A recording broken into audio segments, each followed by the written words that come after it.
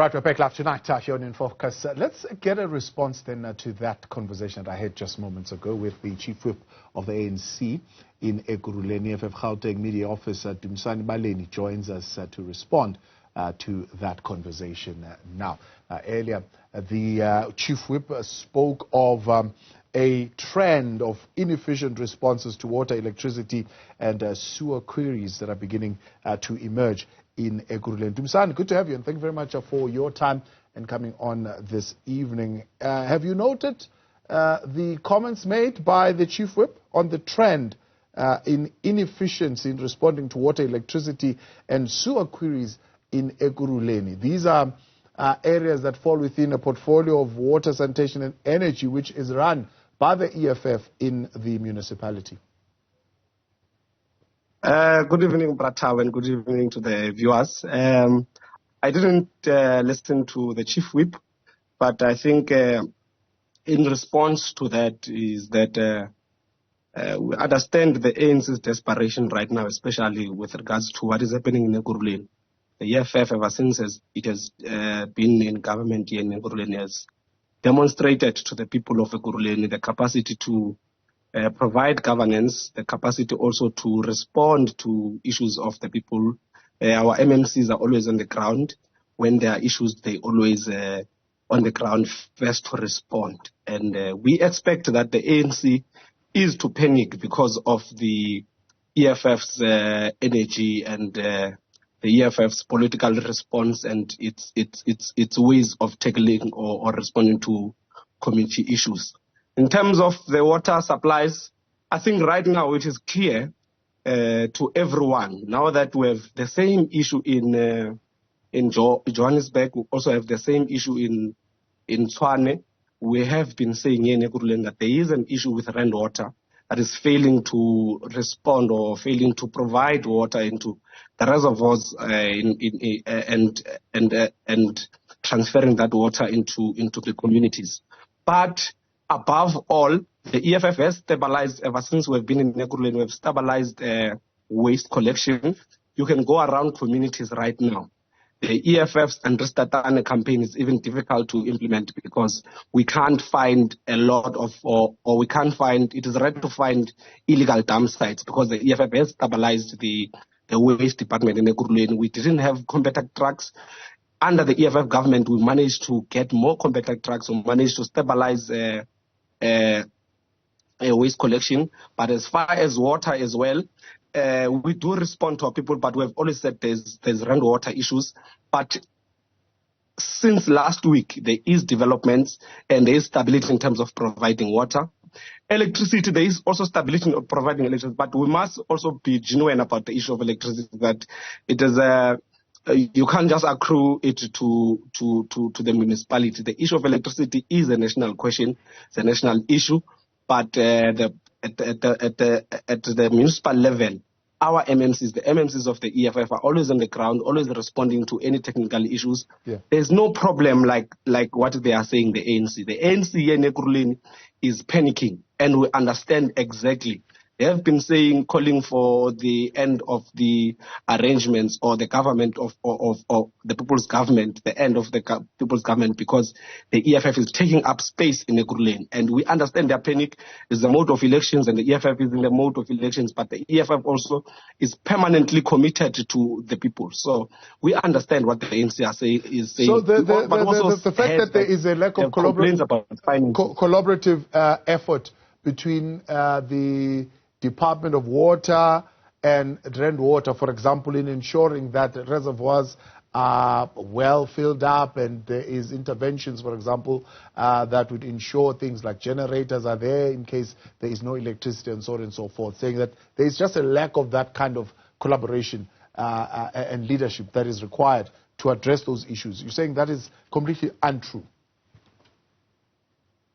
That is not true. As far as the municipality, the side of the municipality is that we have always ascertained on our side that the issue is with Rand Water. But there is an improvement in terms of the provision of services, the stability in terms of provision of services. As to compared to what was happening last week, there has been an improvement. But I'm saying that generally, look at what is happening in Johannesburg, look at what is happening in Tshwane, look at what is happening even in Lesedi. There is a problem of the provision of water into societies, and we don't understand what is the problem on the side of the Rand Water. But also, there is no effort to call on the water utility, the Rand Water, to come and respond on these things. On our side, we do engage them.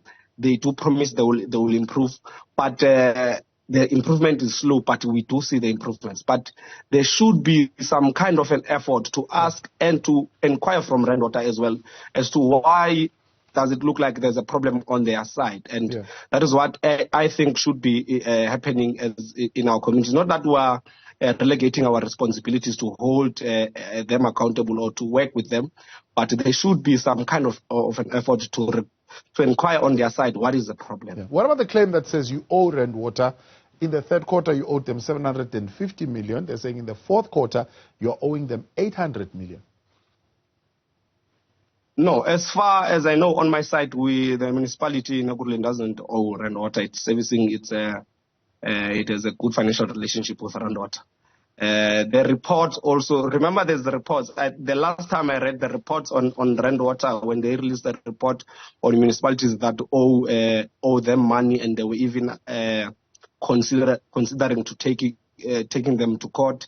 Ekurhuleni was not part of them. There's financial stability in Ekurhuleni as well, unless there's something else that I don't know of. As far as I know right now, there is financial stability. The city of Ekurhuleni is servicing its finances with Rand Water in a stable way. So you are unaware of high outstanding creditors amounts that come up to 2.6 billion rands?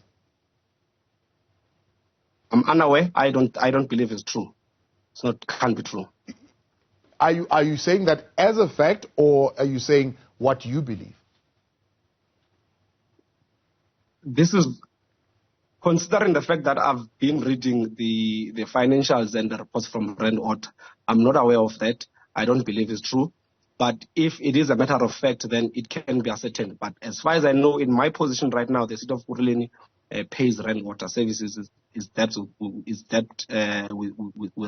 Rand Water, and the financial situation has never been an issue. Yeah. So I mean, it's worrying. They're saying that there's a possibility that even the fourth quarter deficit is sitting now at 2.9 billion, which is worse than where it was sitting in the previous quarter at 1.5 billion. So there are concerns around failure to raise revenue. It's not true that there's failure to raise revenue in the city of Ekurhuleni. MMC for Finance, together with the partners that are in government in Ekurhuleni, tabled a budget and adopted a budget. And when they tabled that budget, there was an agreement that there will be a revenue collections process that would actually send notifications to companies that are owing the municipality, and that they later on engage on Operation Siyacima Manje campaign if they are not willing to come through. But if I can tell you now, according to the financials, Ekurhuleni, we have, I think, we have 30 days in cash as compared to the previous administration when we took over. We had 14 days in cash. We've closed our books with over 600 million per year potential. With over 600 million, yes, correct, of resources. And also, since we've been engaging in the process of Siyacima Manje namhlanje, companies are coming through, they are paying their debts, they are servicing their debts. The others that are not servicing their debts, we also have now discovered that they're also engaged in illegal connections and stuff like that. And the city is taking steps. There is no problems of finances in Ekurhuleni. The Auditor General will testify to that. And also the finances of Ekurhuleni statements, they are very clear. I don't understand where is this desperation coming from on the side of the ANC, and a lot of allegations of finances. I think if we are to remind everyone here. First, the ANC complained about waste collection in Ekurhuleni. And then they moved to complain about Department of Energy, Water and Sanitation. Now they are moving into the Department of Finance. It's a desperation. They are witch hunting the EFF MMCs. They are witch hunting the positions that are held by the EFF in Ekurhuleni. It's a campaign, my brother. That is what the ANC is engaged on. None of these things that they are alleging are true. The issue of finances of Ekurhuleni are very, very much clarified, and there's no problem with finances of Ekurhuleni. The ANC in Ekurhuleni is desperate. I want to repeat that. And they are trying to campaign. And they are using whatever means they can to do that. And the EFF will not be defocused. Dumisani Baleni, appreciate your time. Thanks so much for coming on. EFF Communications Officer there, joining us, responding to that conversation we had earlier on with the Chief Whip of the ANC in Ekurhuleni.